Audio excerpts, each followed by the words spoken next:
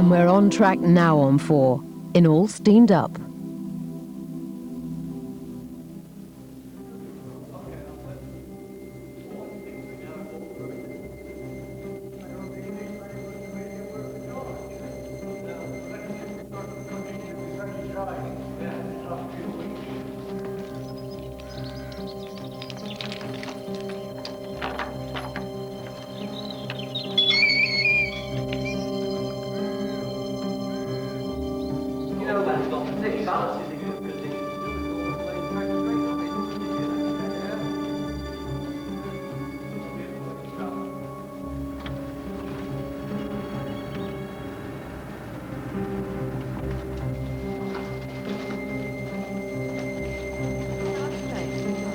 The guidebooks will tell you half the population of England lives within an hour's drive from this place. But we are presently underneath the Peak National Park, the most visited park in Europe. You can't tell from down here, but with 22 million visitors every year, this park is bursting at the seams.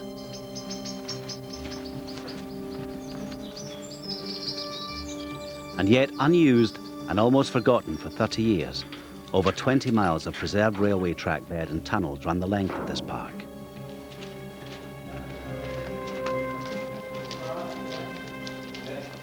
With every year, it's more clear that this success in attracting visitors just can't be sustained.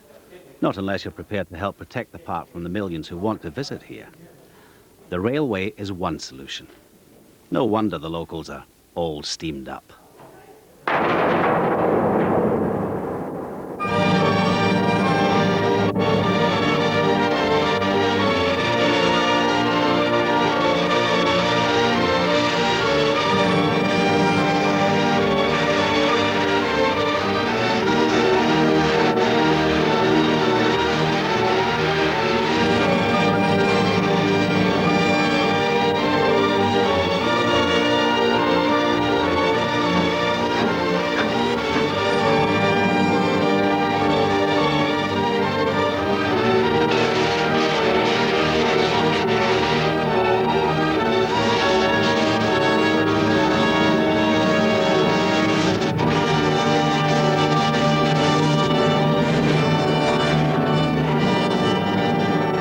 Back amongst the people who live and work around the Peak Park, a vision is beginning to emerge of the possibility of a born-again railway, a line dedicated to transporting tens of thousands of those visitors.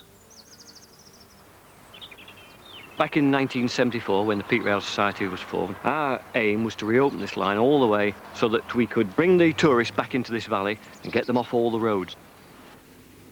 This is an exact replica of the Midland Railway's line through Millersdale, as it was at the turn of the century, 1960 to be precise, just after the Midland Railway had built the second viaduct and remodelled all the track work here.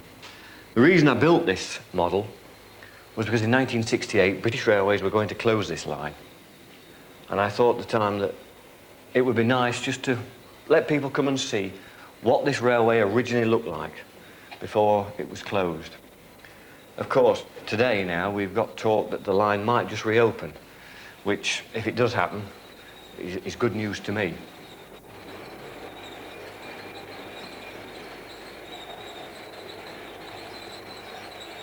It took me and my mother and some other volunteers 5 years to build this. Even now, it's not finished. And this is a line that clearly should never have been closed.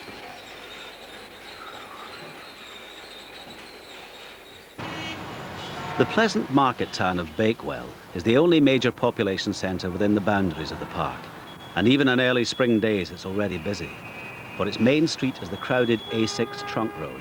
It can't be widened, and the park laws will not permit a bypass.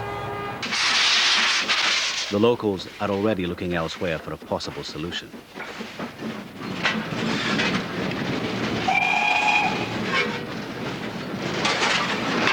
We're just running parallel now to the A6, the main A6 road, which is just parallel. But when we actually come down on Bank Holiday Mondays, when the driver gives his whistle, the audience are opposed, we see people on the A6 in the traffic jams. The traffic jam is right from Bakewell, right up back to Matlock, and the traffic, he books his hooter, his whistle, and and then when he comes back again, the top is still in the same position, and it gives us up again, and all the people in the cars wait. Presently, the Peak Railway Company can't help Bakewell's traffic problems. It's not a local transport system yet. It's still only a preserved steam bus railway with a few miles of track running in the outskirts of the park. And it's stuck there.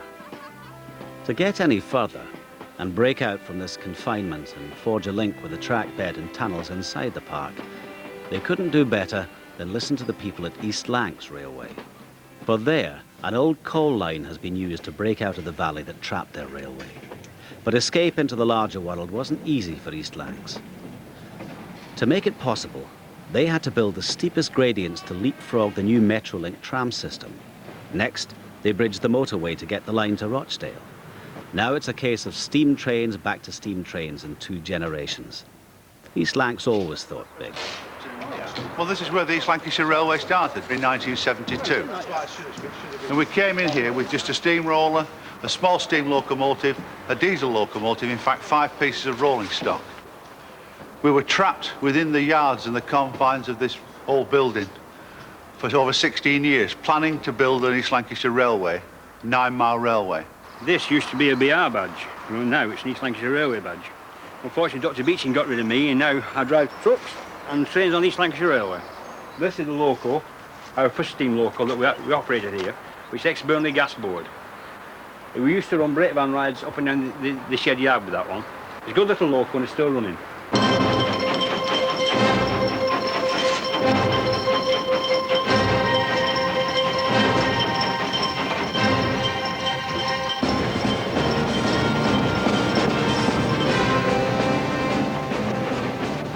Once free of the engine shed yard, the way was clear for the East Lancs people to drive a railway the full length of the Irwell Valley, from Bury just north of Manchester to Rawtenstall in the foothills of the Pennines.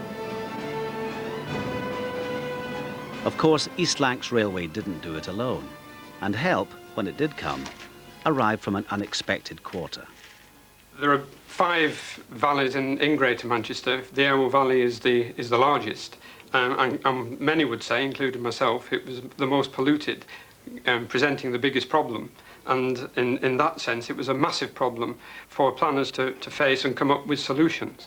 We hope we found one which is a success story. The local government solution was breathtakingly simple. Back a volunteer railway company and transform the old rail line through the valley.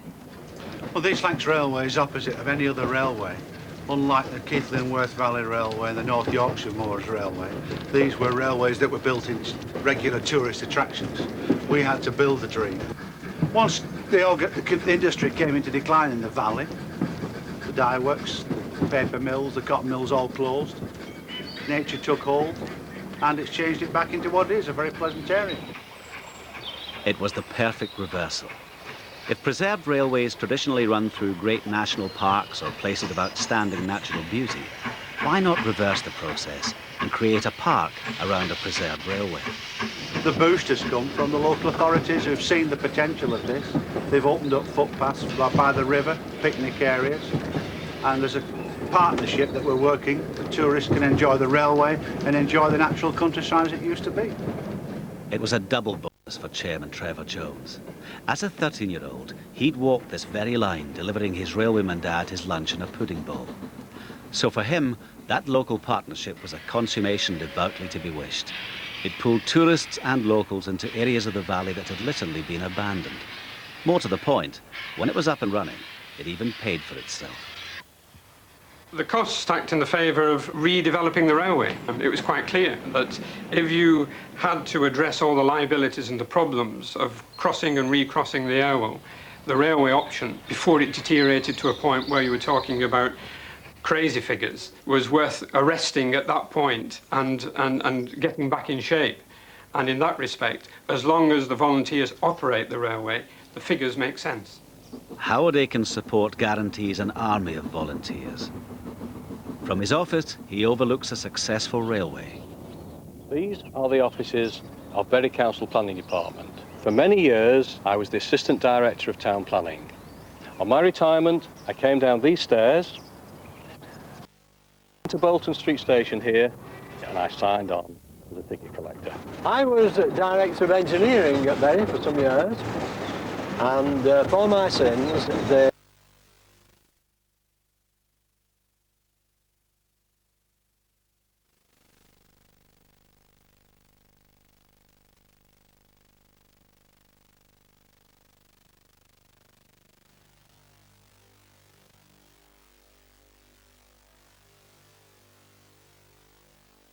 theory about links between Bury Planning Department and the East Lancs Railway. And quiet tales are told about plans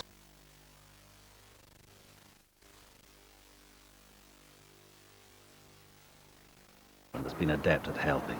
Everyone gets involved. Local enthusiasts recreated the old station at Bury and cobbled it together from bits and pieces from all over.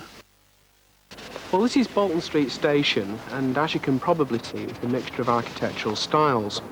Now, over here, we've got a building which is rather unique. It dates from around 1954 and was built by British Rail.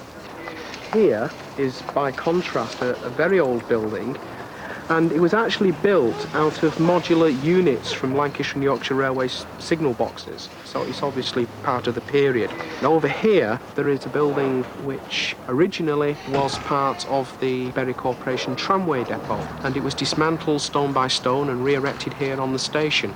Reason because the architectural style fits in with the type of building which would have stood here originally.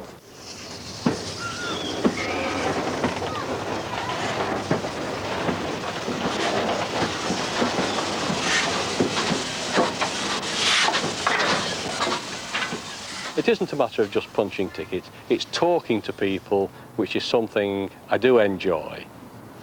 I meet all sorts. The railway, I think, is run by retired people, unemployed, unemployable, eccentrics, a strange amalgam of people, perhaps of which I am one. This is the bedroom. It's a little bit small, but it does for me. And this is the lounge. Did all the work myself, and as you can see, I'm a bit of a railway freak. I joined the railway in 1982, and I became the railway painter. And I paint everything from signal posts, water towers, the railway station. In fact, anything that it doesn't move, I'll paint it.